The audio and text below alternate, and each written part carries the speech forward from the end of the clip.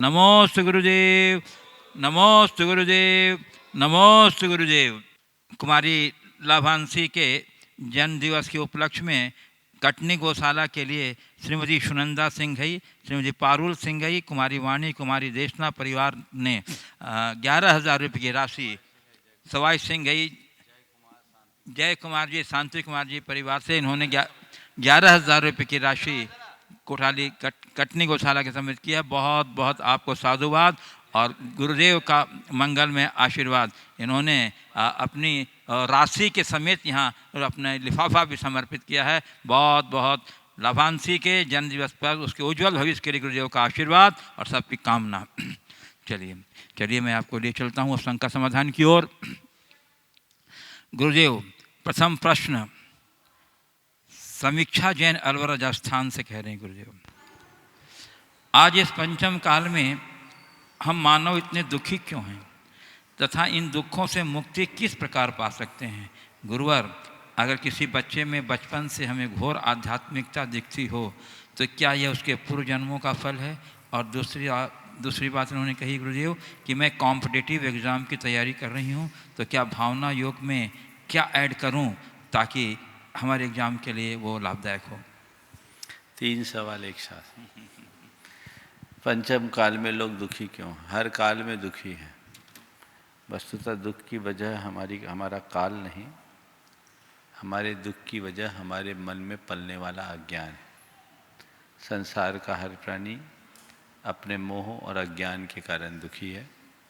जब हम अपने मोह और अज्ञान का निवारण करते हैं, उसे जीतते हैं और अपने आप को ज्ञान से भरते हैं, तब जीवन में सुख की प्रतीति होती है। जिस व्यक्ति में बचपन से ही आध्यात्मिकता की ओर विशेष रुझान दिखता है, तो समझना चाहिए वो अपना भविष्य दिखा रहा है। आने वाले दिनों में वो निश्चित अध्यात्म की ओर रुझान रखेगा और हमें ऐसे लोगों को प्रोत्साहित करना चाहिए। आपने पूछा है कॉम्पिटिटिव एग्जाम के लिए अपनी तैयारी के क्रम में भावना योग का क्या प्रयोग करूं? बहुतों के साथ ये बात है, जो भी प्रतियोगी परीक्षाओं की तैयारी करते हैं उनके मन में कई तरह की भ्रांतियां होती हैं। उन्हें भावना योग करने से उनकी कार्य क्षमता में और अध्ययनशीलता में विशेष सामर्थ्य बढ़ेगी। वे 2 बातों को बार बार और दोहराएं, 2 संकल्प को अगर दोहराएंगे तो ज़्यादा अच्छा होगा। मुझे अपना लक्ष्य पाना है, मुझे अपना लक्ष्य पाना है और मुझे फोकस रखना है। ये 2 बातें बार बार दोहराएं तो आप जो चाहते हैं वो पा सकते हैं। चलिए, पूज्य गुरुदेव, भोज ग्राम बेलगांव कर्नाटक से भरत गेविशे कह रहे हैं गुरुदेव, अगर कभी ज़िंदगी में ऐसा प्रसंग आए कि हमें किसी आदमी और जानवर के बीच किसी को बचाना है तो एक ही को बचा सकते हैं, तो गुरुदेव इसमें हम किसे बचाएं? आदमी और जानवर के बीच किसी को बचाना है तो हम किसे बचाएं? पहली कोशिश करो कि दोनों ही बच जाए। अपनी आखिरी कोशिश वही होनी चाहिए। और यदि ऐसा संभव नहीं है तो हमारे यहाँ एक परंपरा है, जो श्रेष्ठ है उसे बचाना चाहिए। पूज्य गुरुदेव, जयपुर राजस्थान से श्री अनिल कुमार चूड़ीवाल, गुणायतन ट्रस्टी, नमोस्तुपूर्वक कह रहे हैं गुरुदेव, अंतिम श्रुत केवली भद्रबाहु स्वामी जब 12 वर्ष के दुर्भिक्ष की संभावना से अपने शिष्यों के साथ दक्षिण की ओर चले गए तो शिष्यों का एक भाग भद्रबाहु स्वामी के प्रथम शिष्य स्थूल भद्र के संरक्षण में बिहार में ही रह गया। महाराज जी, उनका दावा है कि उनके पास 11 पूर्व और 14 अंक का संग्रह सुरक्षित है और उनके अनुयायी उसे प्रमाणित मानते हैं। महाराज जी, हमारी जिज्ञासा है कि आपका अभिमत इस संबंध में क्या है और वो संग्रह क्या है? 11 अंग 14 पूर्व नहीं, 11 पूर्व 14 अंग नहीं, 11 अंग 14 पूर्व होगा। इसे संशोधित कर लें। ये बात बिल्कुल सही है कि आचार्य भद्रबाहु के काल में उत्पन्न दुष्काल के प्रभाव से आचार्य भद्रबाहु के निर्देशानुसार संपूर्ण शमन संघ दक्षिण भारत की ओर चला गया और स्थूलभद्र आचार्य के नेतृत्व में मुनियों का एक बड़ा समूह उत्तर भारत में रहा। और उस समय उन लोगों ने आपस में वाचनाएं की, जिन्हें जो स्मृति थी उस स्मृति के आधार पर भगवान की वाणी का संग्रह किया गया।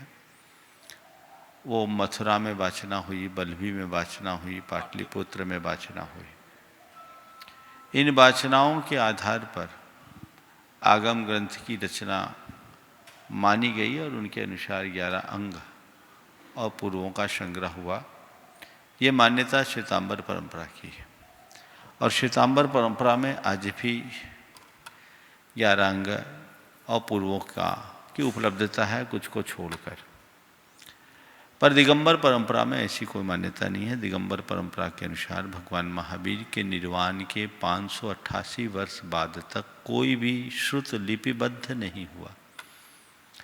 भगवान महावीर के निर्वाणोपरांत 588 वर्ष बाद सर्वप्रथम आचार्य पुष्पदंत और भूतबली ने सठखंडागम की रचना की, उसे लिपिबद्ध किया। उसी काल में आचार्य गुणधर ने पेज दोष विहत्ति के नाम से कसाय प्राभृत, आचार्य गुणधर ने कसाय प्राभृत की रचना की। और उसी काल में आचार्य कुंदकुंद जैसे महान आचार्य हुए जिन्होंने समय सार आदि ग्रंथों की रचना की। दिगंबर परंपरा के अनुसार अंग और पूर्व का लोप हो गया। आज हमारे पास जो भी है वो अंगवाय है, जो अंग और पूर्वों के आधार पर विशिष्ट ज्ञानी आचार्यों द्वारा रचित है। इसलिए आपने जो सवाल किया है वो अंग और पूर्व जिस तरीके की बातें की गई वो हमारे यहाँ उपलब्ध नहीं है। हमारे यहाँ अंग और पूर्वों के विषय वस्तु का जो संकेत हमें शास्त्रों में मिलता है उसके अनुसार वर्तमान में उपलब्ध जो श्वेतांबर परंपरा में मान्य अंग और पूर्व है वो विषय उसमें है नहीं। इसका तात्पर्य ये दिखता है कि दिगंबर परंपरा के अनुसार अंग और पूर्व का भंडार बड़ा विशाल था। वर्तमान में जो है वह उसका स्वल्प रूप है। दिगंबरों ने उसे अंग और पूर्व के रूप में मान्यता नहीं दी, श्वेतांबर परंपरा में उसे मान्यता दी गई। हाँ बंधुओं, आज हमारे बीच गुवाहाटी से श्री अंकुर जैन IPS ऑफिसर यहाँ उपस्थित हैं। यहाँ के अध्यक्ष श्री संतोष कुमार जी मालगुजार के पोते दोहते हैं। हाँ, हम उनका अभिनंदन करते हैं और उनसे वो अपनी कुछ जिज्ञासा गुरुदेव के समक्ष प्रस्तुत करना चाहते हैं। वो सादर आमंत्रित हैं। नमोस्तु महाराज जी। महाराज जी, मेरा प्रश्न है कि मैं उत्तर पूर्व भारत में आसाम प्रदेश में कार्यरत हूँ। मैं अभी वहाँ SP के पद पर हूँ। तो पुलिस में काम करते हुए जो हमारे तरफ से एक विरोधी हिंसा होती है वो कितनी जायज़ है, हमारे धर्म मतानुसार हम उसमें किस तरीके से प्रतिक्रमण करें उसको करने के लिए, तो वो आपसे एक वो है। और दूसरी चीज़ ये है कि वहाँ आसाम में और दूसरे प्रदेशों में उत्तर पूर्व में हमारे जैन मंदिर जो हैं वो प्रत्येक शहर में नहीं है। तो हम लोग जो हैं रोज़ मतलब दर्शन नहीं कर पाते हैं। उसके लिए हम क्या उपाय करें और किस तरीके से करें? दो जिज्ञासाएं। नमस्ते। देखिए, बहुत अच्छी बात है। जहाँ तक आपके द्वारा अपनी सर्विस के दौर में होने वाली हिंसा का सवाल है, ये विरोधी हिंसा है और ये आपका कर्तव्य भी है, आपका छात्र धर्म है। एक पुलिस अधिकारी हिंसा के लिए हिंसा नहीं करता, अहिंसा को बनाए रखने के लिए हिंसा करता है। असल में वो हिंसा करता नहीं, हिंसा उसे करनी पड़ती है। कई बार ऐसा होता है, उग्रवादी, आतंकवादी या किसी गिरोह के सरगने के साथ आप लोगों की मुठभेड़ आदि होती है, उस समय हिंसा होती है। अगर आपने एक परिस्थिति बस ऐसा किया है तब तो कोई इसमें दोष नहीं है। लेकिन जैसा यदा कदा सुनने में आता है कि इरादतन मुठभेड़ बनाकर व्यक्ति को मारा जाता है, जो कि कानून के भी विरुद्ध है और धर्म के भी विरुद्ध है। वो कार्य हमें अपने हाथों से कभी नहीं करना।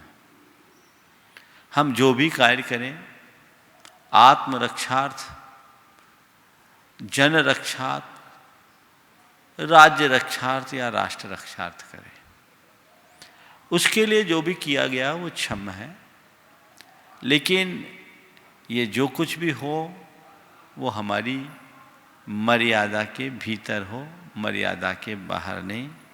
आप लोगों को जैसा आजकल कभी कभी कहा जाता फर्जी मुठभेड़,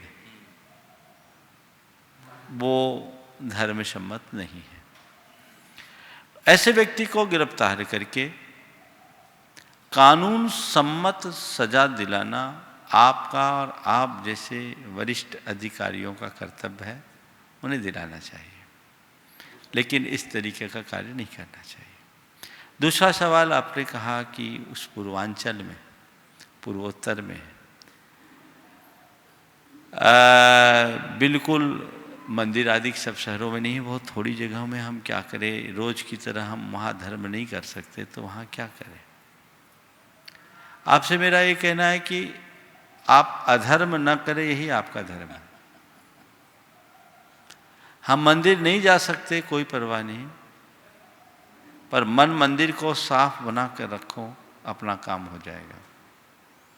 घर में आप जितना पूजा भक्ति श्रद्धा अपनी प्रकट कर सको करो, जहाँ अवसर मिले वहाँ प्रत्यक्ष जाकर के दर्शन करो, और अपने कर्तव्य के पालन को भी अपना धर्म मान करके चलो, तो बड़ा काम हो सकता है। और भी कुछ पूछना चाहो तो पूछ सकते हो।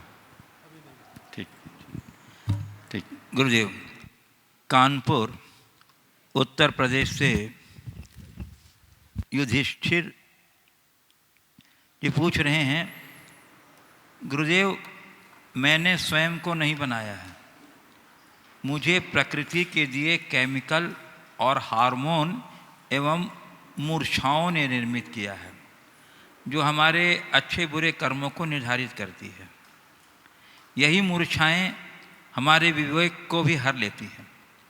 हमको बनाने में हमारा अपना कुछ भी तो नहीं होता गुरुदेव, हमारी छवि हमने नहीं बल्कि प्रकृति ने बनाई होती है। मेरे इस विचार पर आपका क्या अभिमत है? देखिए, आपका ये जो विचार है वो ऊपरी दृष्टि से ठीक है, पर यथार्थ देखा जाए हमें न किसी और ने बनाया न हमने स्वयं ने बनाया। हम तो बने बनाए हैं, और बने बनाए को और कौन बनाएगा। आत्मा के अस्तित्व को बनाया नहीं गया, वो अनादि सिद्ध है और अनिधन है, उसका कभी अंत नहीं होने वाला।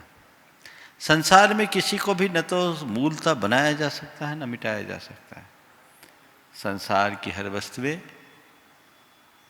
एब एटर्नो है, अनादि अनिधन है, इसे किसी ने बनाया नहीं है, हम बने बनाए हैं। हाँ, शरीर के निर्माण में प्रकृति का योगदान है, ये हम मान सकते हैं। ये जो मूर्त रूप हमारा दिख रहा है, इसमें प्रकृति निमित्त है। कर्म भी प्रकृति का एक अंश है, लेकिन प्रकृति भी शरीर के निर्माण में तभी तक सक्षम है जब तक हमारे भीतर का चेतन तत्व है। दूसरे शब्दों में कहें, जब तक हमारी उसमें प्रत्यक्ष अप्रत्यक्ष सहभागिता हो। चेतना की संबद्धता के बिना जड़ वस्तुओं में कभी प्राण प्रकट नहीं हो सकते। यदि प्रकृति प्राण को संचरित करने में सक्षम है तो इस मेज में भी प्राण हो जाने चाहिए, हर वस्तु में प्राण होना चाहिए। तो ये अपना अपना दृष्टिकोण है। अगर आप आत्मा के अस्तित्व पर भरोसा करोगे तभी आपकी धारणा बदलेगी। अन्यथा जो व्यक्ति आत्म अस्तित्व को नहीं स्वीकारते, उनका यही सोच है जिसे हम भौतिक सोच कहते हैं, मैटेरियलिस्टिक सोच कहते हैं। पर हमारे स्वीकारने और अस्वीकारने से आत्मा का वजूद नहीं बना, वो है इसलिए है, सार्वकालिक है, सार्वभौमिक है। पूज्य गुरुदेव, कटनी मध्य प्रदेश से सुरभि सतीश जी जैन, पाटन परिवार। कह रहे हैं गुरुदेव, मेरी यह जिज्ञासा मेरे बेटे सुमुख और मयूख की है। सुमुख पूछ रहे हैं, आज कोरोना वायरस के समय में बहुत से लोग संक्रमित हो रहे हैं और कम उम्र में मृत्यु को प्राप्त हो रहे हैं। मुनिश्री जी, शनिवार के शंका समाधान में आपने बताया है कि यह 9 कर्म का उदय है। तो मुनिश्री जी, ये 9 कर्म क्या है? और यह जो मौतें हो रही हैं, तो यह सभी क्या अकाल मरण में आएगा या आयु का बंध? दूसरा प्रश्न मयूख का है। वे पूछ रहे हैं कि मुनि श्री जी, श्री भरत चक्रवर्ती जब भगवान के समय समो शरण में जाते हैं तो वह अपनी पूरी सेना लेकर जाते हैं। ऐसा क्यों? वो अकेले क्यों नहीं जा सकते? भगवान तो त्रिलोकीनाथ होते हैं, उनके ज्ञान में सब कुछ झलकता है, फिर भी चक्रवर्ती सेना लेकर क्यों जाते हैं? ऐसा यदि नियम है तो क्यों नियम है? कृपया समाधान। एक साथ 3 सवाल। सबसे पहली बात, 9 कर्म का अर्थ थोड़ा ठीक समझ लेना। 9 कर्म का मतलब 9 कर्म नहीं। 9 कर्म को बोलचाल की भाषा में बोलूं, कर्मों का नौकर। शास्त्रों में उसे ईशत कर्म कहा, जो कर्म के उदय और बंध में, कर्म के भोग और कर्म के बंध में विशेष निमित्त बने, उसको 9 कर्म कहते हैं। 9 कर्म को बोलचाल की भाषा में हम बाहरी वातावरण या निमित्त भी कह सकते हैं। तो हर किसी कर्म के उदय में 9 कर्म निमित्त बनता है। जैसे अभी हम बहुत अच्छे से अपनी बात कर रहे हैं, आप सब भले चंगे सुन रहे हैं। इसी मध्य यदि कोई डर उत्पन्न करने वाला कारण उपस्थित हो जाए, पीछे से कोई जोर से ऐसी बात कर दे जिससे सुनकर सबको डर जाए, तो क्या होगा? हर व्यक्ति के मन में भय से सिहरन आएगी। ये भय कर्म का उदय आया। किसके कारण से आया? डरावनी बात करने के कारण। वो जो सिचुएशन बनी, वो भय का 9 कर्म हो गया। अभी मेरी बात को आप गंभीरता से सुन रहे हैं। हमने एक जोक सुनाया, आप खिलखिला पड़े, आपके हास्य कर्म का उदय आ गया, तभी आप खिलखिला सके। तो आपके हंसने में हमारा जोक 9 कर्म बन गया। समझ गए? एक आदमी भला चंगा जी रहा है और उसे कोई धोखे से विष दे दे, या वो खुद विष पी ले, पानी कोई विष मान के पी, विष कोई पानी मान के पी ले, तो विष उसकी मृत्यु में 9 कर्म बन गया। इसी तरह कोरोना वायरस कर्म के उदय से नहीं आया। ये 9 कर्म यानी पूरी परिस्थिति ऐसी बन गई दुनिया की। अब वो जिसके संपर्क में आता है उसका कर्म वैसा हो जाता है। यदि आप सावधान रहें, मुंह पट्टी लगा के रखें, फेस मास्क लगाएं, दूरियां बनाएं और जो अपेक्षित सावधानियां उनको बरत के चलें, तो कोरोना आपको थोड़ी पीड़ित करेगा। लेकिन जो जानबूझ के ऐसा करेंगे, मास्क रख करके भी लटका के रखेंगे, पहनेंगे नहीं, तो उनके लिए क्या होगा? वो तो आ जाएगा ना। आपने निमंत्रण दिया है तब वो आया है। इसलिए इसे कर्म मत मानना। ये 9 कर्म मानकर इससे अपने आप को यथाशक्ति बचाने की कोशिश करना। दूसरी बात, कोरोना से जिनकी भी मृत्यु हो रही है, क्या इसे हम अकाल मृत्यु मानेंगे? देखिए, इस तरह के जो भी नैमित्तिक मृत्यु है, इसे अकाल मृत्यु के रूप में ही देखा और जाना जाता है। ये सब अकाल मृत्यु ही है, ऐसा मानना चाहिए। हालांकि हो सकता है कुछ लोगों का संयोग ऐसा हो कि मरे कोरोना के निमित्त से उनकी आयु इतनी ही हो, लेकिन फिर भी आगम के अनुसार विश्वेयन रत्तक्षय भय सत्य गहन संकलेशेन आहार उसासा नाम निरोहना की जिद आयु, इन शब्दों के अनुसार जो बाहरी निमित्त से होने वाली मौतें हैं उन सबको अकाल मृत्यु की संज्ञा दी गई। तीसरा सवाल, हाँ, भरत चक्रवर्ती भगवान के समो शरण में जाते सेना लेकर क्यों गए? अकेले भी जा सकते थे, भगवान से डर थोड़ी था। पर चक्रवर्तियों का दिल बड़ा होता है, वो चाहते भगवान की कृपा केवल मुझ पर नहीं बरसे, मेरी पूरी सेना पर बरसे, चतुरंगनी सेना भी भगवान की शरण में आए, उसका भी उद्धार हो। उनकी सोच बड़ी थी, इसलिए वे सबको लेकर के चलते थे। न तो वो किसी डर से सेना को लेकर चलते थे, न भगवान को दिखाने के लिए सेना लेके जाते थे मैं चक्री। ये तो एक ऊंची भावना कि सब भगवान के शरणागत हो। और एक बात और, मुझे तो लगता है कि चक्रवर्ती को कहने की भी जरूरत नहीं पड़ती होगी कि सेना मेरे साथ चले। चक्रवर्ती की सेना पूरी तरह चक्रवर्ती की अनुचरी होती है। अगर चक्रवर्ती भगवान के चरणों में जाता है तो सेना भगवान के चरणों में नतमस्तक हो जाती है, और चक्रवर्ती किसी पर चढ़ाई करने जाता है तो सेना मोर्चा संभाल लेती। सेना का काम तो चक्रवर्ती का अनुकरण करना है, इसलिए ऐसा तो होना ही चाहिए।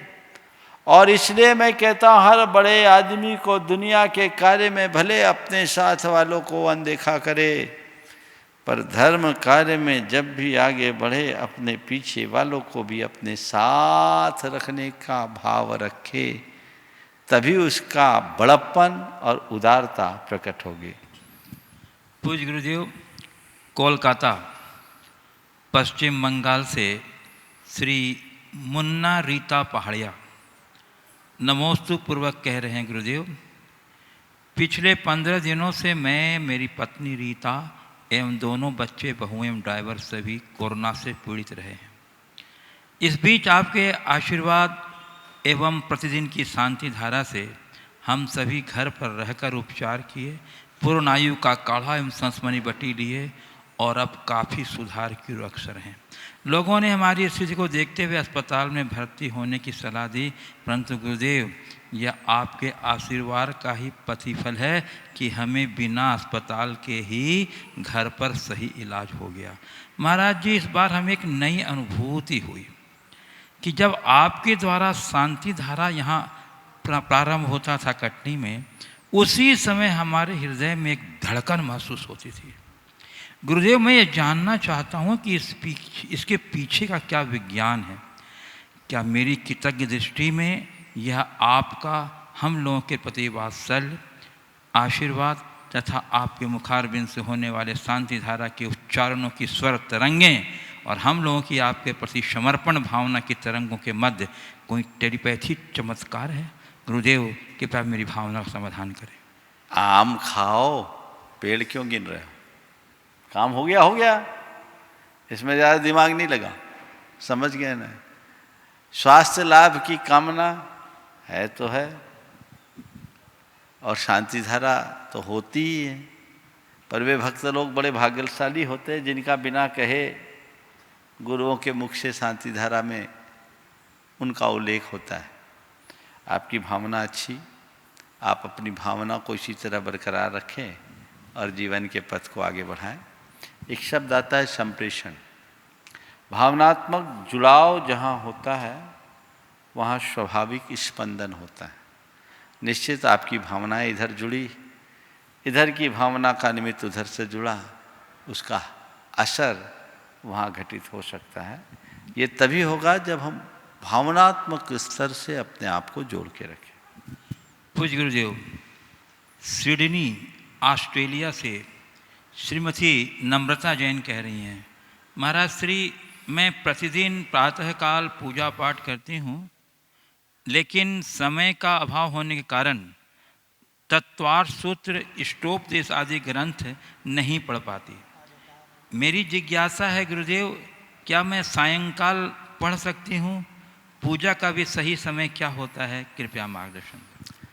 देखिए, अगर आप किसी कार्य को सुबह नहीं कर सकते, शाम को भी कर सकते हैं, अपनी सुविधानुसार 24 घंटे में जब कभी भी कर सकते हैं, पर पूजन तो हमें दिन के उजाले में ही करना चाहिए। पूजा का सही समय पौ फटने के बाद है। आपके यहाँ आपके समयानुसार जब उजाला हो आप पूजा कर सकते हैं, रात्रि में पूजा न करें। पाठ आदि का आप रात्रि में कर सकते हैं। हमारे यहाँ जो संधि काल में अध्ययन का निषेध किया है वो सिद्धांत ग्रंथों का किया है, भक्तामृत तत्वासुत आदि का निषेध नहीं है, उनको आप कभी भी पढ़ सकते हैं। पूज्य गुरुदेव, कटनी मध्य प्रदेश से श्रीमती डाली मालगुजार कह रही हैं, गुरुदेव आप प्रायः अपने प्रवचन में अपने उपकारी के प्रति कृतज्ञता ज्ञापन की बात पर जोर देते हैं।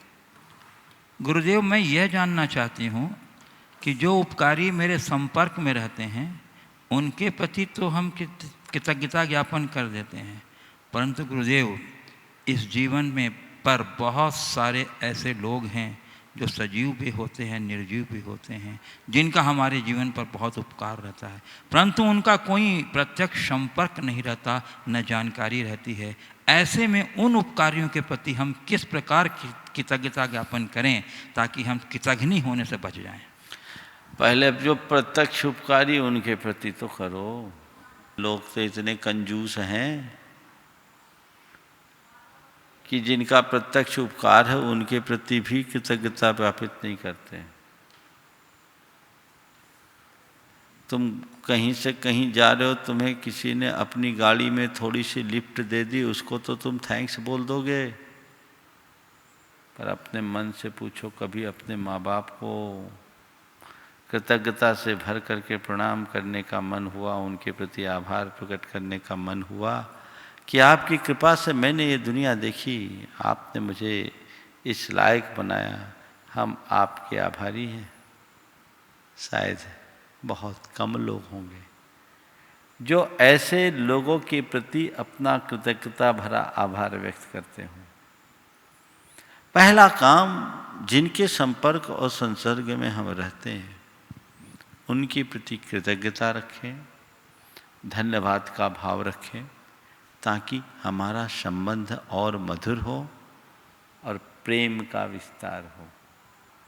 जो अप्रकट है, अप्रत्यक्ष है, उनके प्रति भी हम कृतज्ञता का भाव रख सकते हैं, ये सोचते हुए कि मेरे जीवन के निर्माण में प्रत्यक्ष प्रत्यक्ष जिनकी भी भूमिका है, जिन्हें मैं जानता हूँ, प्रकट रूप में उनका उल्लेख करके उनके प्रति आभार जताता हूँ, और जिन्हें नहीं जानता उन सबको मैं अप्रत्यक्ष रूप से अपना आभार प्रकट करता हूँ।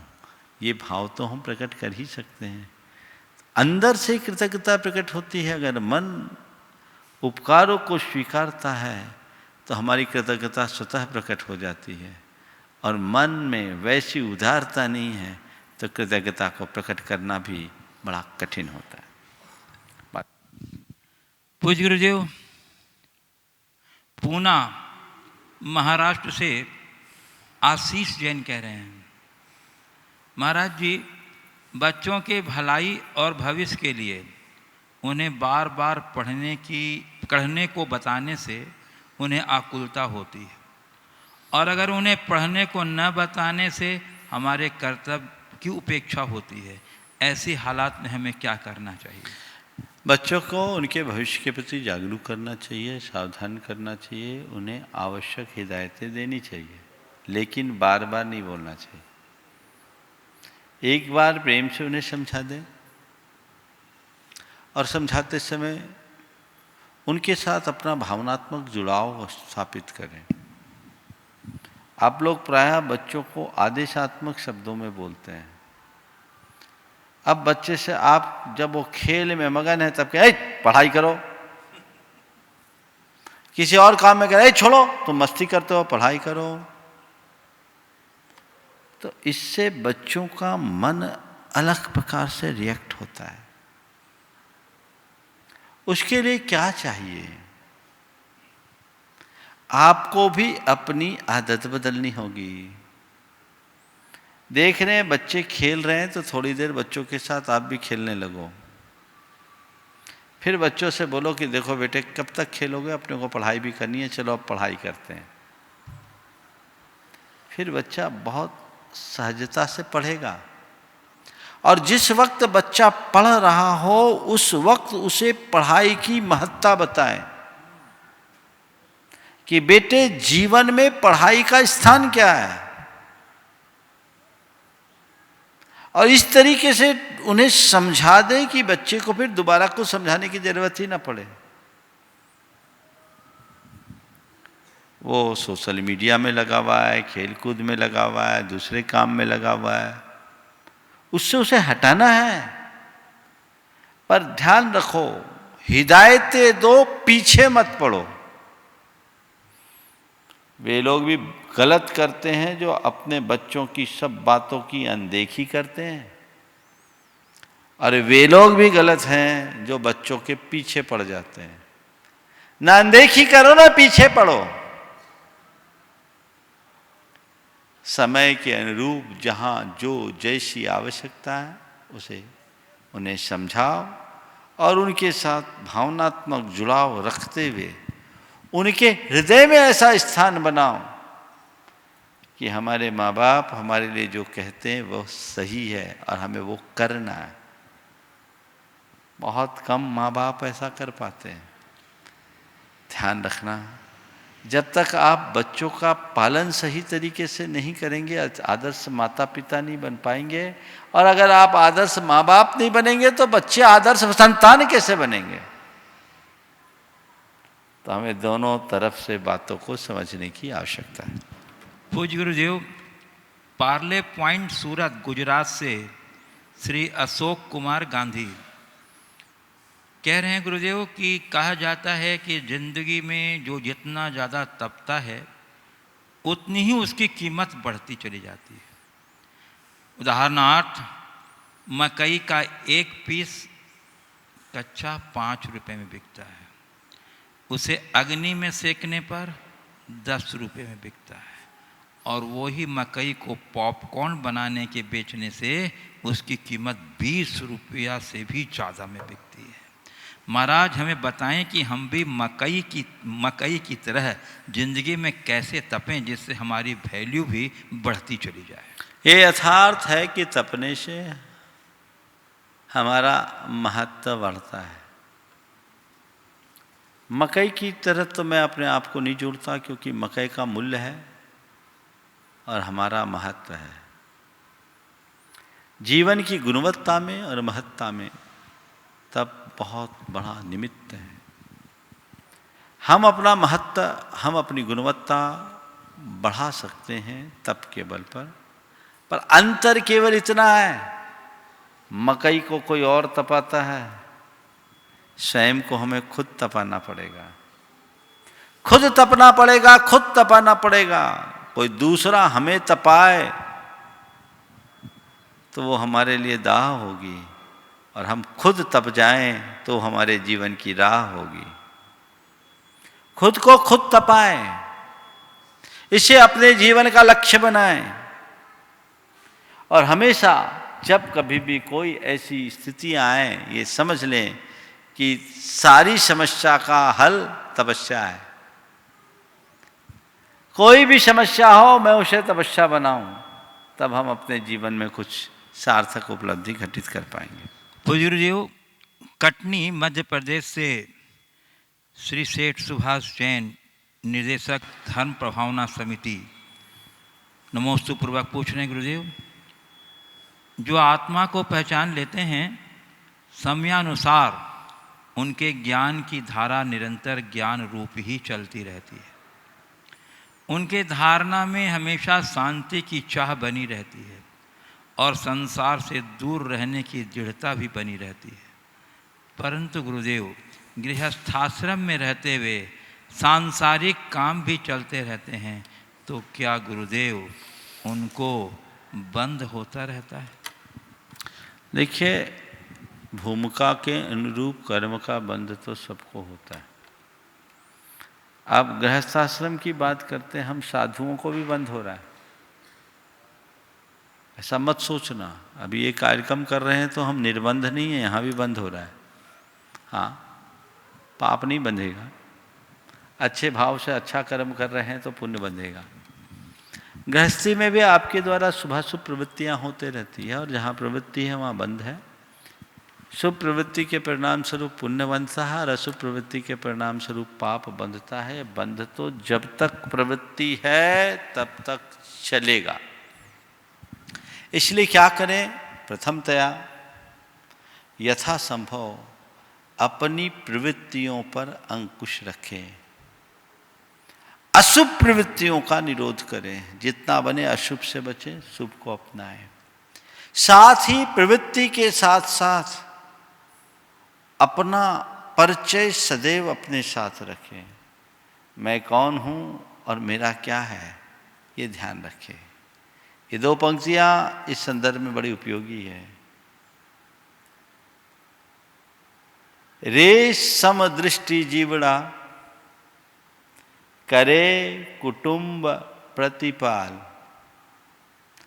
अंदर से न्यारा रहे धाय खिलावे बाल। धाय किसी बच्चे को खिलाती है, नहलाती है, धुलाती है, पूरा मातृत्व उस पर उड़ेल डालती है। कुछ पल को उस बच्चे को ऐसा लगने लगता है जैसे यही मेरी असली माँ है।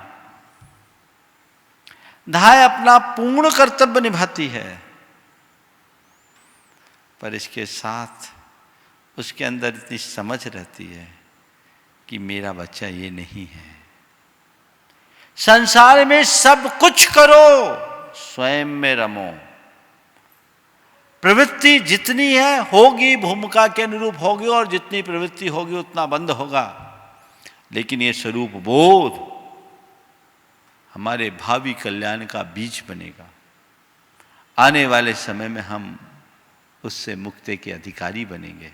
इसलिए निरंतर हमें अपनी दृष्टि अपने स्वरूप पर केंद्रित करके चलनी चाहिए। स्वरूप दृष्टि से हमारी प्रवृत्ति में सहजता और सरलता भी आती है, हमारी आकुलता कम होती है, जीवन में समरसता आती है। बंधुओं, पूज्य मुनि श्री अरहत सागर जी महाराज ने आज केसलों संपन्न किया है। आज उपवास है, बावजूद इसके वो यहाँ हम लोग के लिए उपस्थित हैं। हम सभी गुरुदेव के चरणों में सभी श्रद्धालुओं श्रद्धालुओं की ओर से आज इस अवसर पर बोल दिया आपके चरण कमलों में, पूरे दर्शक भी आपके चरण कमलों में नमोस्तु निवेदित कर रहे हैं। गुरुदेव, आप अपना आशीर्वाद दे दीजिए सभी दर्शकों को इस अवसर पर, और गुरुदेव अपनी आशीर्वाद ओम चलो बोलो, और अपनी उपयोगी जिज्ञासाओं से हम लोगों को लाभान्वित करें। नमोस्तु महाराज श्री। कहते हैं जीवन में अधिकांश चिंताएं भ्रम के कारण होती हैं। जीवन में अधिकांश चिंताएं भय से होती हैं, भ्रम के कारण होती भ्रम। हैं। जीवन के संकटों को गौर से देखें, नजदीक से देखें। कहीं ये भ्रम आपके भ्रम तो नहीं है, कहीं ये भ्रम अपने आप के तो नहीं है। इस आशंका के दौर से कैसे बचें और निशंकित होकर के जीवन कैसे जिए, कृपया मार्गदर्शन कीजिए। बहुत अच्छा सवाल आपने उपस्थित किया है कि मनुष्य के जीवन की ज़्यादातर चिंताएं भ्रम के कारण होती है, और जीवन में आगत भ्रम को देखते हुए निकट से देखें तो कहीं ऐसा लगता है ये भी मेरा भ्रम तो नहीं है। हम अपने भ्रम का निवारण कैसे करें और निशंकित होकर अपने जीवन को कैसे पहचानें। देखिए, भ्रम है ही, भ्रम उत्पन्न क्यों होता है? कभी आपने विचार किया भ्रम का जन्म कैसे होता है? भ्रम जब तक हम निकट नहीं पहुंचते तभी तक भ्रम होता है। चीजों के निकट पहुंचते ही भ्रम टूट जाता है। दूर हमें कोई दिख रहा है कि ये व्यक्ति है, दूर से दिख रहा वो व्यक्ति है, निकट पहुंचते तो लगता है ठूंठ है, और जब निकट पहुंचते हैं तब लगता है ये तो ठूंठ था, हमने व्यर्थ में भ्रम मान लिया। तो जीवन में जब भी कोई भ्रांति हो जिसके कारण चित्त उलझता है, अशांति होती है, चिंता और उद्वेग प्रकट होता है, उसकी तह में जाने की कोशिश करो। वस्तु संबंधी भ्रम, व्यक्ति संबंधी भ्रम, स्वरूप संबंधी भ्रम अथवा संबंध संबंधी भ्रम, जितने भी भ्रम हो ऐसे ही बनते हैं। चलिए, आज विमल जी बोल रहे थे महाराज जी आपने इल्यूजन की चर्चा की, कल सुबह इल्यूजन को पूरा क्लियर कर देंगे, उसी में उसकी पूरी चर्चा करेंगे। नमोस्तु। मैं गुरुदेव यहाँ कुछ उपस्थित जिज्ञासु हैं, उनको आमंत्रित करना चाहता हूँ। प्रथम प्रश्न के लिए कुमारी मानसी निशा जैन तारादेही, और जब तक गुरुदेव वो आ रही हैं, एक प्रश्न रीठी कटनी से कुमारी मयूरी जैन का है। मयूरी जैन कह रही हैं गुरुदेव कि प्राय लोग कहते हैं हम खाली हाथ आते हैं और खाली हाथ जाते हैं, जबकि गुरुदेव हम तो भाग्य लेकर आते हैं और कर्म लेकर जाते हैं। तो उपर्युक्त कहावत का क्या आशय और आधार है और क्या औचित्य है? बहुत अच्छा सवाल है। हम खाली हाथ आते हैं और खाली हाथ जाते हैं, ये एक कहावत है, पर आपने कहा हम भाग्य लेकर आते हैं, कर्म लेकर जाते हैं, तो दोनों कहावतों की सार्थकता क्या है? वस्तुतः भाग्य और कर्म को कोई जानता नहीं, वो हमें दिखता नहीं। हम जिनके मूल्य और मोल समझते हैं और जिनके पीछे अपना पूरा जीवन बिताते हैं, उन्हें लक्ष्य रख करके कहा जाता है कि भैया न कुछ लेकर आए हो न लेकर जाओगे, खाली हाथ आए हो खाली हाथ जाओगे। हालांकि हमारे यहाँ एक दूसरी कहावत है, वो और ज़्यादा सार्थक है।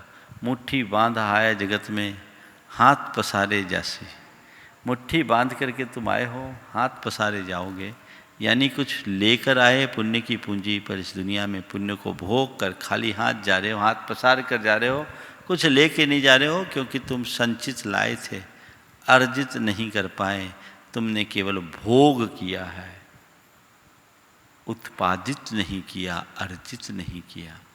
इसलिए इन सब कहावतों को ध्यान में रखते हुए अपने जीवन की सच्चाई को समझने की कोशिश करना चाहिए, और हमेशा जीवन में उसे अर्जित करने का पुरुषार्थ करना चाहिए जो हमारा मूल अभिप्रेत है। कुमारी मानसी जैन, और उसके बाद तैयार रहेंगी कुमारी कृति अरविंद राजा, गुणायतन ट्रस्टी, जबलपुर। गुरुवर के चरणों में त्रैवार नमोस्तु। गुरुदेव, ना ही तो हमने फर्स्ट वर्ल्ड वॉर देखा, ना ही तो हमने फर्स्ट वर्ल्ड वॉर देखा, ना ही सेकेंड वर्ल्ड वॉर देखा, ना ही महाराज श्री जी ब्रिटिशर्स की 200 साल लंबी स्लेवरी को देखा, और ना ही द ग्रेट इकोनॉमिक डिप्रेशन देखा। और महाराज श्री जी उसके बावजूद भी और सारे कंफर्ट जोन्स को होने के बावजूद भी, और सारे बड़े बड़े इंस्टीट्यूशंस की डिग्रीज़ होने के इंटाइटलमेंट के बावजूद, और द ग्रेट फ्रीडम होने के बावजूद भी आज की जनरेशन इतनी अनहैप्पी क्यों है महाराज श्री जी, और इतनी अनसेटिस्फाइड क्यों है? जबकि आप अपने प्रवचन्स में हमेशा बोलते हैं कि हमें हर काम एक्साइटमेंट के साथ करना चाहिए। तो महाराज श्री जी, आपके अकॉर्डिंग वो ऐसे 5 रीज़न्स क्या हैं जो हमारी आज की जनरेशन को सारे कंफर्ट जोन्स का पोजेशन होने के बाद भी बहुत ज़्यादा अनसेटिस्फाइड और अनहैप्पी बनाते हैं? और महाराज श्री जी, ऐसे पाँच सॉल्यूशंस क्या होने चाहिए जिससे कि हम हैप्पी रहें, क्योंकि ये जनरेशन वर्ल्ड की हिस्ट्री की अब तक से लेके सबसे अनहैप्पी जनरेशन कही गई है। देखिए, मेरा तो सबसे पहला मानना यही है कि हम ज़्यादा कंफर्ट में रहें, इसलिए ज़्यादा अनहैप्पी है। हैप्पी रहने के लिए सबसे पहले हैप्पी की स्पेलिंग देखो क्या है, HAPPY। 5 अक्षर है ना, इन्हीं 5 में बात कर देता हूँ। हैप्पी, H हार्ड वर्क होना चाहिए। कंफर्ट जोन में हमने हार्ड वर्क सीखा ही नहीं, हम बड़े इजी रहे, हमारे सामने कोई चुनौती आई नहीं, हमारे सामने कोई वैसी परेशानी और ऐसे संकटों का हमने सामना करने का अभ्यास ही नहीं किया। जिस मनुष्य के सामने चुनौतियां आती है वही उपलब्धियां कर पाता है। जो बहुत सुविधाओं में जीता है वो अंदर से कमज़ोर होता है। ये बात आज नहीं, बहुत पुराने काल से हम सबको कही गई। और ये कहा गया, दुख भाविदम नानम दूहे जादे विनस्सदी तम्हा जहाँ बलम जोई भावा दुखस भावना। आम आदमी की बात जाने दीजिए, एक मुनि के लिए भी कहा गया कि हे योगी, अगर तू सुख से ज्ञान पाएगा तो दुख आने पर तेरा सुख कहाँ चला जाएगा पता नहीं। इसलिए जब तक तुम में सत्व है, शक्ति है, सामर्थ्य है, दुख की भावना भाव, थोड़ा सा कंफर्ट का अनुभव करने की कोशिश करो। ज़्यादा कंफर्ट जो होता है वो हमारे लिए हमेशा परेशान करता है। दूसरी बात है एटीट्यूड। हार्ड वर्क होने के साथ साथ हम अपना एटीट्यूड हमेशा अच्छा रखें। अगर हमारा एटीट्यूड गलत होगा तो हम कभी अच्छा नहीं कर पाएंगे। वे संकट के दिन थे, वे परेशानी के दिन थे, वे अभाव और अल्पता के दिन थे, तो भी हमारे मन में प्रसन्नता और संतोष था, क्योंकि उन दिनों हमारा एटीट्यूड ठीक था। आज के समय में सबका एटीट्यूड बदल गया और सब बड़ी लंबी दौड़ में हैं। सब एक साथ 100 सीढ़ी चढ़ना चाहते हैं, जबकि हमारी संस्कृति कहती है एक एक करके 1000 सीढ़ी चढ़ो। हम वो देखें। तीसरी बात, हैप्पी रहने के लिए अपना पोटेंशियल बढ़ाना चाहिए। आजकल लोग बाहरी पोटेंशियल तो बढ़ा रहे हैं, इनर पोटेंशियल कम होता जा रहा है, अंदर से कमजोर हो रहे हैं। हैप्पी कहाँ होंगे? और नंबर 4, अगर हैप्पी रहना है तो पेशेंस रखना सीखो। आज पेशेंस है ही नहीं, सब में इम्पेशेंस है। बात बात में अधीर, तुरंत चाहिए, सब चाहिए, अभी चाहिए।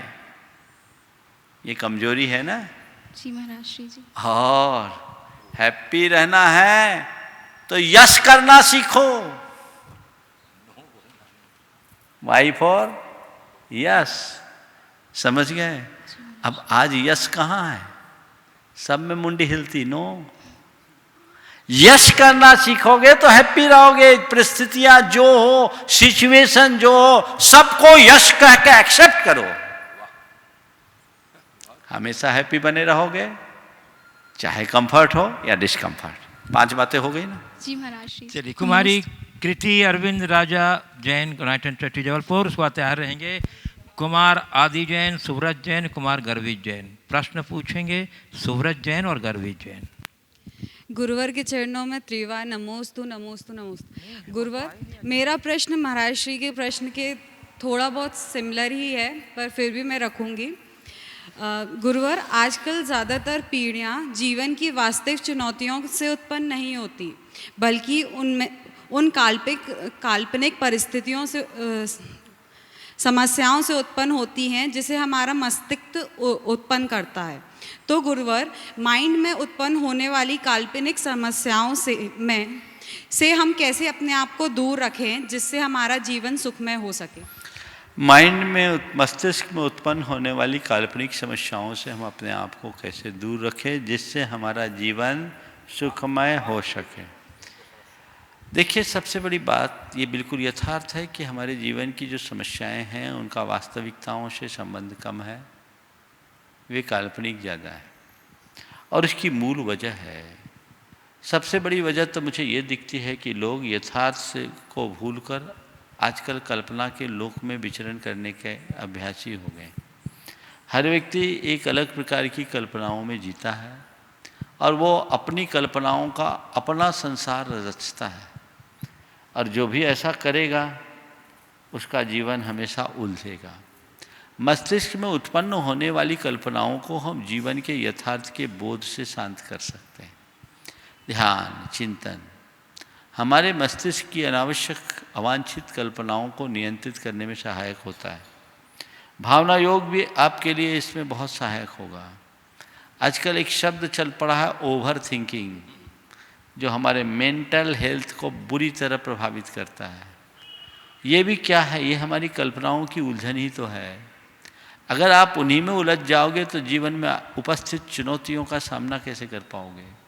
मनुष्य को चाहिए कि वो पूरे जीवन सहज रहने का अभ्यास बनाए, अपने आप को भीतर से मजबूत बनाए। जो भीतर से मजबूत होता है वही अपने जीवन में सहजता को उद्घाटित कर पाता है। तो सहज रहने के आदी और अभ्यासी बनेंगे, निश्चित जीवन को आप एक नई ऊंचाई या नई दिशा देने में समर्थ होंगे। ऐसा प्रयास कीजिए। कुमार आदि जैन, सुव्रत जैन, गर्वित जैन प्रथम प्रश्न पूछेंगे। सुव्रत जैन, उसके बाद गर्वित जैन। गुरुवर, मेरी और मेरे परिवार की तरफ से आपको त्रिवार नमोस्तु नमोस्तु नमोस्तु। गुरुवर, मेरा प्रश्न यह है कि धर्म क्या होता है और हम बच्चे धर्म कैसे करें? धर्म क्या होता, हम बच्चे धर्म कैसे करें? तुम बच्चों के लिए मैं इतना कहूँ कि अधर्म नहीं करना ही तुम्हारा धर्म है। समझ गए? जी। कोई गंदे काम नहीं करना, पहला काम। कोई गंदी आदत नहीं रखना, दूसरा काम। समझ गए? माँ बाप की बात मानना, तीसरा काम। मन लगाकर पढ़ाई करना, चौथा काम। समझ गए? अपने जीवन में अपने चरित्र को निर्मल बनाना, ये हमेशा ध्यान रखना। और जहाँ तक धार्मिक क्रियाओं का सवाल है, भगवान के दर्शन करो, भगवान से अच्छी प्रार्थना करो, नमोकार मंत्र का जाप करो, और हमारे परिवार में जो हमें संस्कार दिए गए हैं खाने पीने के, उनका अच्छे से पालन करो। अपने आचार को, अपने विचार को, यानी अपने खान पान, उठने बैठने में दया को ध्यान में रखो, यही तुम्हारा धर्म है। गर्वित जैन। नमोस्तु गुरुवर।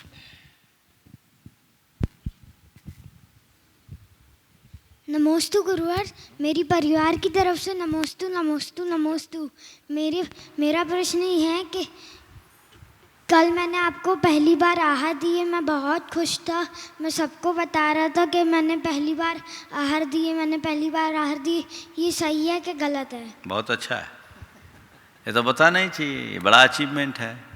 क्योंकि कोई भी बच्चे 8 साल के पहले नहीं दे सकते।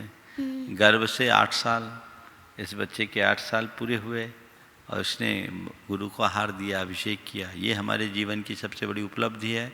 इसी से धर्म की शुरुआत होती है। अभी जो तुम्हारे भाई ने पूछा धर्म कैसे करें, ये हमारे धर्म की क्रियाएं हैं। जो भी धार्मिक क्रियाएं हमारे लिए कही जाए, उनको हमें पूरे उत्साह के साथ करते रहना चाहिए और लोगों को भी बताना चाहिए। उसको मन में उससे बड़ा खुशी होनी चाहिए। समझ गए कि ये बहुत अच्छा काम है, बहुत अच्छा काम है, बहुत अच्छा काम है। पूज्य गुरुदेव, कानपुर उत्तर प्रदेश से श्री भानु प्रकाश जी पाटनी, गुणायतन ट्रस्टी, कह रहे हैं गुरुदेव, रागादि विकारों की उत्पत्ति का होना आगम में हिंसा कहा गया है। तो राग तो हमारा धर्म, गुरु, साधर्मी भाई से भी होता है। कभी कभी हम उनके लिए लड़ भी जाते हैं, तो क्या हमें इसमें भी हिंसा का पाप लगेगा? देखिए, रागादिक भावों का होना हिंसा है, ये बड़ी उच्च भूमिका में। एक प्रवृत्तिगत हिंसा और एक निर्वृत्तिगत हिंसा। प्रवृत्तिगत हिंसा में हम अगर किसी को इरादतन मारते हैं तो हिंसा होती है। ये तो हमारे भीतर के परिणाम की ही आध्यात्मिक हिंसा है। वस्तुतः अहिंसा बीतरागता का ही एक दूसरा नाम है। जब हम अपने आत्मा के स्वभाव में लीन होते हैं तभी पूर्णतः हिंसक होते हैं। जब तक हम अपनी आत्मा से बाहर हैं तब तक हम किसी न किसी रूप में हिंसा से प्रभावित हैं, हिंसा के भागीदार हैं, इसमें कोई संशय नहीं। जहाँ तक गुरु, धर्म आदि के निमित्त होने वाली, उनके प्रति होने वाला राग और उनके निमित्त से होने वाली हिंसा, ये प्रशस्त राग है, ये सांसारिक राग नहीं है। और ये प्रशस्त राग भी हमारे भावी जीवन को निर्मल बनाने का आधार है। ये क्रमशः हमें अशुभ से बचाता है। भूमिका के अनुसार हमें पहले अशुभ से बचना चाहिए, फिर शुभ को अपनाना चाहिए, तब हम राग रहित अवस्था को प्राप्त करेंगे। तो ये भूमिकानुरूप उपदेश है, उसको उसी संदर्भ में देखना और समझना चाहिए और उसका आशय समझकर काम करना चाहिए। यदि हम ऐसा मान लें कि राग की उत्पत्ति मात्र का नाम हिंसा है और ये व्याख्या हम सबके बीच करें, तो फिर कोई व्यक्ति अहिंसक होगा ही नहीं। पर फिर भी यदि आप ऐसी भी व्याख्या करते हैं तो मैं उस संदर्भ में इतना कहूँगा कि राग में जितनी प्रगाढ़ता उतनी अधिक हिंसा, राग में जितनी मंदता उतनी अधिक अहिंसा। जो अपने खान पान आचार्य विचार्य में हिंसा का कर्म करते हैं वे तीव्र राग की अभिव्यक्ति करते हैं और उनका वह राग उनकी हिंसा को बढ़ावा देता है। इसलिए हमें अप्रशस्त राग अशुभ राग से बचकर शुभ राग को अपनाते हुए निरुप राग होने का मार्ग अंगीकार करना चाहिए। समय आपका हो गया। बोलिए परम पूज्य आचार्य गुरुवर श्री विद्यासागर जी महाराज की।